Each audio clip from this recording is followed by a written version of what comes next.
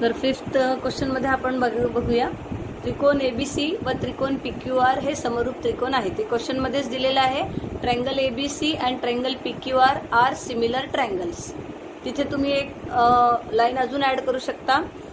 समजा त्रिकोण एबीसी हा मोठा त्रिकोण आहे आणि त्रिकोण पीक्यूआर हा लहान त्रिकोण आहे. इंग्लिशमध्ये लिहायचं let ABC is the bigger triangle and PQR is the smaller triangle. त्यानंतर लिहायचं area of triangle ABC is equal to 225 square centimetre. Area of triangle PQR is equal to 81 square centimetre. हे question मध्येच दिलेलं आहे. त्यानंतर म्हटलेलं आहे की लहान त्रिकोणाची बाजू 12 आहे. मग इथे तुम्ही लिहायचं side of corresponding side of smaller triangle is equal to 12 किंवा side of smaller triangle is equal to 12. Side of bigger triangle is equal to question mark. त्यानंतर लिहायचं according to the theorem of areas of similar triangle. समरूप त्रिकोणाच्या क्षेत्रफळाच्या प्रमेयानुसार area of triangle ABC upon area of triangle PQR is equal to सगळ्या बाजून आपण स्क्वेअरच्या प्रमाणामध्ये लिहू शकतो. आता आपण कुठली पण एक कन्सिडर करूया पेअर. आपण इथे कन्सिडर केलेली आहे AB square upon PQ square. याच्या खाली लिहून घ्यायचं एबी ही मोठ्या त्रिकोणाची बाजू आहे आणि पीक्यू ही लहान त्रिकोणाची बाजू आहे. तर आता आपण इथे लिहिलेलं आहे area of triangle ABC upon area of triangle PQR. इथे नाव दिलं होतं मी AB square upon PQ square. तर इथे वर्ड मध्ये लिहिलेलं आहे मोठ्या त्रिकोणाची बाजूचा वर्ग अपॉन लहान त्रिकोणाच्या बाजूचा वर्ग. तर आपल्याला मोठ्या त्रिकोणाची बाजू काढायची आहे. मोठ्या त्रिकोणाची बाजू काढायची आहे. तर तिथे जसंच्या तसं राहील.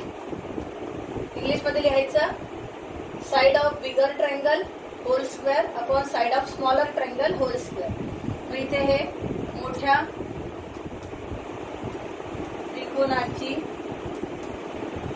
बाजू त्याचा होल स्क्वेअर हे जसंच्या तसं राहील अपॉन लहान त्रिकोणाची बाजू दिलेली आहे आपल्याला 12. मग इथे लिहायचं 12 स्क्वेअर. आता आपण बघूया taking square root of both side. दोन्ही बाजूचे वर्गमूळ घेऊ. वर्गमूळ घेतले तर काय होईल square root of 225 upon 81 is equal to मोठ्या इथला स्क्वेअर कटून जाईल. मोठ्या त्रिकोणाची बाजू अपॉन 12चा वर्ग. तर वर्ग करायचं नाहीये कारण की स्क्वेअर रूट घेतलं म्हणजे काय होईल हा स्क्वेअर कॅन्सल होईल. इथे येईल 12. मग 225 हा 15चा स्क्वेअर आहे आणि 81 हा 9चा स्क्वेअर आहे म्हणून त्यांचं वर्गमूळ येईल 15/9. मग इथे मोठ्या त्रिकोणाची बाजू साइड ऑफ बिगर ट्रायंगल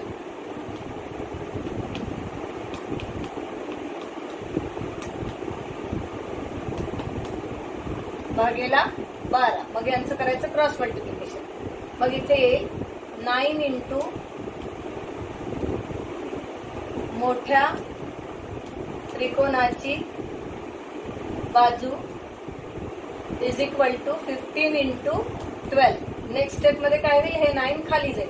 मग इथे मी लिहिते आहे अपॉन 9. मग 3 3 जा 9 3 4 जा 12 3 1 जा 3 3 5 जा 15. काय उरलं खाली 1 आणि वरती 5 इंटू 4 सो 20.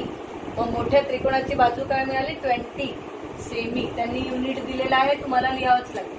म्हणून आपल्याला मोठ्या त्रिकोणाची बाजू काढायची होती ती मिळाली 20 सेमी. इंग्लिशमध्ये लिहायचं therefore side of bigger triangle is equal to 20 centimetre.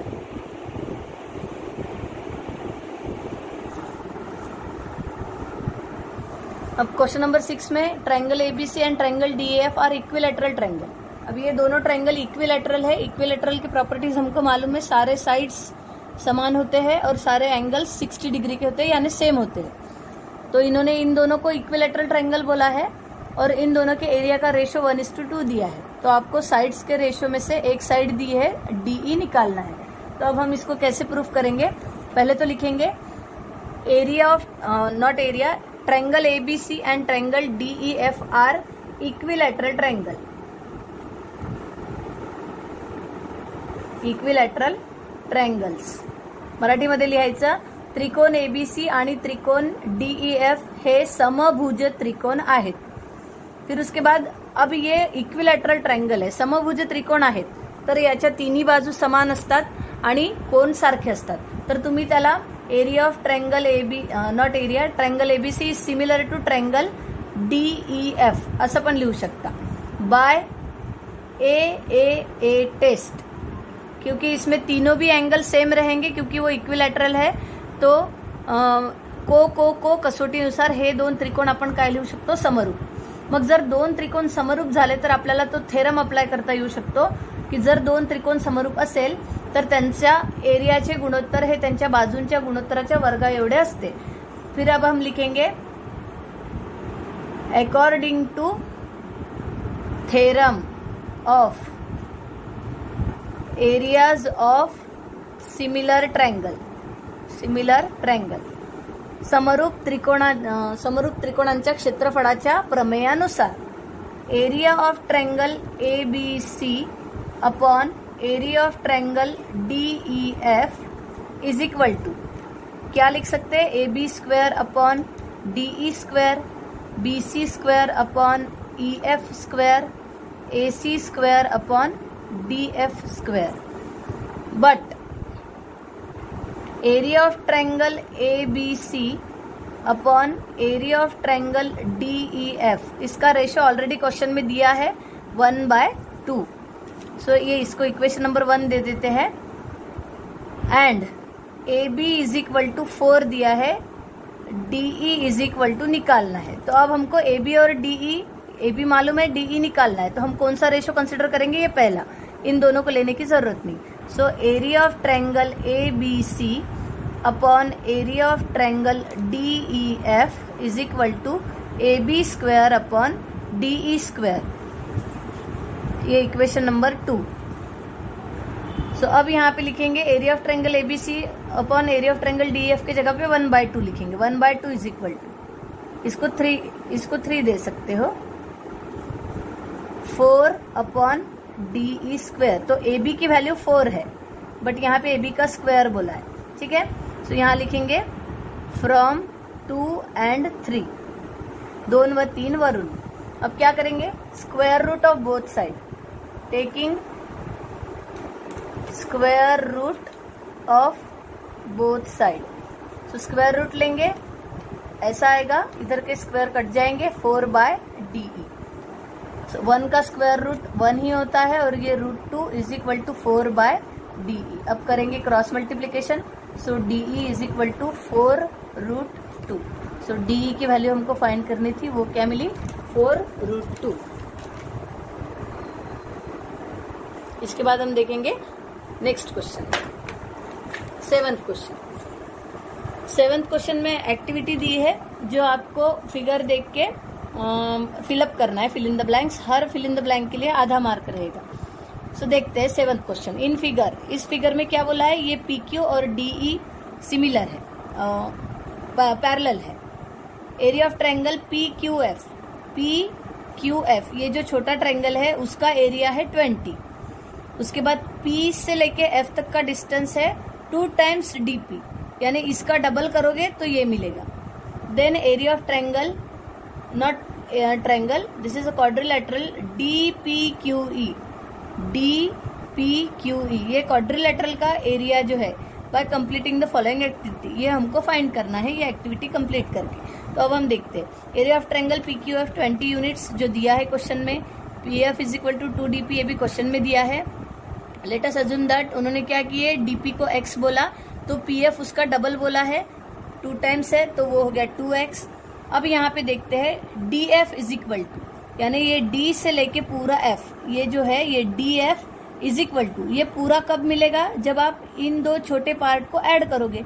तो उसमें से DP उन्होंने लिखा है तो आप क्या लिखोगे, PF. तो यहाँ पे क्या आएगा, PF. अब आगे देखो DP की वैल्यू क्या है, x, तो पहले ब्रैकेट में आएगा x प्लस PF की वैल्यू क्या है 2x, तो यहाँ आएगा 2x. दोनों को ऐड करोगे 2 + 1 3, तो 3x उन्होंने लिखा है. तो यहाँ तक हो गया हमारा कंप्लीट. उसके बाद ये देखो एरिया ऑफ ट्रायंगल ट्रायंगल दिया है FDE। पहले तो ट्रायंगल देख लो, FDE यानी ये जो पूरा बड़ा ट्रायंगल है वो। ट्रायंगल FPQ, ये बड़े ट्रायंगल के अंदर ये जो छोटा ट्रायंगल है वो 2 ट्रायंगल, ये 2 ट्रायंगल कंसिडर करके उन्होंने आगे का लिखा है। तो अब FDE लिखा है तो उसको करस्पॉन्डिंग FPQ आएगा। यानी अगर आप इसका बड़े ट्रायंगल का ऊपर वाला ट्रायंगल लेते हो तो छोटे ट्रायंगल का भी ऊपर वाला ही एंगल लेंगे। तो जैसा FDE में D बीच में आया है तो FPQ में P बीच में आएगा। तो यहाँ पे क्या आएगा, एंगल FPQ करस्पॉन्डिंग बोला है तो आपको वही लेना पड़ेगा।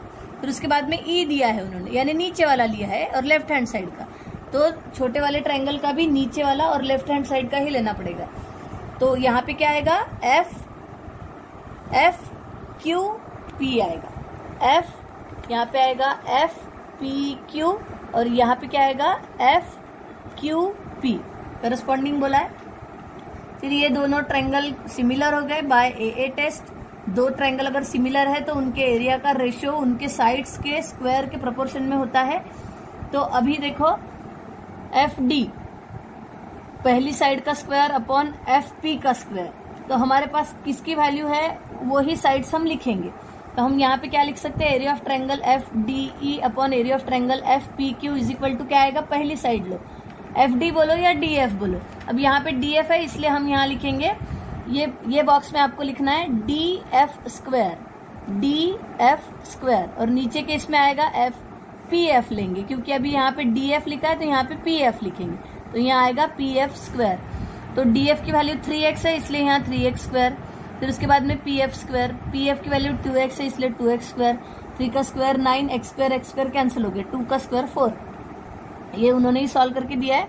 फिर 9/4 into area of triangle FPQ, area of triangle FPQ या FPQ इज इक्वल टू 20 उन्होंने दिया है, तो यहाँ पे हम लिखेंगे 20 और फिर क्या होगा, कैंसिलेशन करेंगे, 4 इंटू 4 5 जा, सो 9 5 जा 45। फिर उसके बाद यहाँ पे लिखा है क्वाड्रिलेटरल। अब ये क्वाड्रिलेटरल कैसा मिलेगा, बड़े ट्रायंगल में से छोटा ट्रायंगल माइनस कर दोगे तो इतना ये पोर्शन मिल जाएगा। तो area of quadrilateral this is equal to FDE बड़ा ट्रायंगल, उसमें से छोटा ट्रायंगल माइनस करेंगे, FPQ तो बड़ा ट्रायंगल FDE कितना मिला 45, FPQ कितना दिया था 20, तो यहाँ पे लिखे हमने 20। अब यहाँ पे आप कंफ्यूज नहीं होना है, PQF यहाँ पे मैं बोल रही हूँ FPQ, वो ट्रायंगल का एरिया की बात है, तो आप PQF बोलो या FPQ बोलो, कोई भी नाम लिए तो चलेगा, लेकिन ट्रायंगल वही है, उसका एरिया दिया है 20। तो यहाँ पे हम लिखेंगे, यहाँ पहले आएगा 45, यहाँ पे आएगा 20, 45 में से 20 गए तो 25। तो इस तरीके से आपको एक्टिविटी हमेशा एक क्वेश्चन में रहती ही है, सिर्फ आपको ऑब्जर्व करना है और आंसर फिलअप करना है। इस तरीके से हमारा पेपर 2 का फर्स्ट चैप्टर कंप्लीट हो गया है। 5th नंबर की टेस्ट में आपको 1.3 एक्सरसाइज रहेगी और उसके बाद जो टेस्ट लूंगी उसमें 1.4 रहेगी, और फिर एक टेस्ट रहेगी सिर्फ थ्योरम पे। तो आपको सारे थ्योरम्स जो किताब में दिए हैं वो कॉपी में लिख लेना है और उसको प्रिपेयर भी करना है।